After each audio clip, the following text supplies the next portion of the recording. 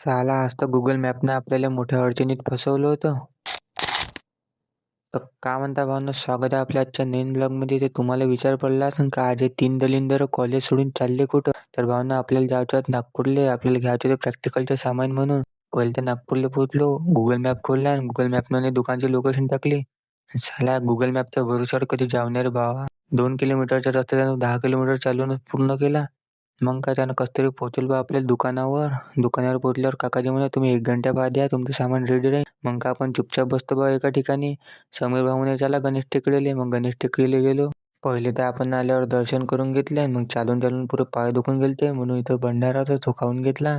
आणि मग सीधा निघालो तो काकाजीच्या दुकानाकडं. काकाजी दुकानात आलो, काकाजीला पैसे दिले. आता का गुगल मॅपच्या भरोश्यावर जावं ना म्हटलं.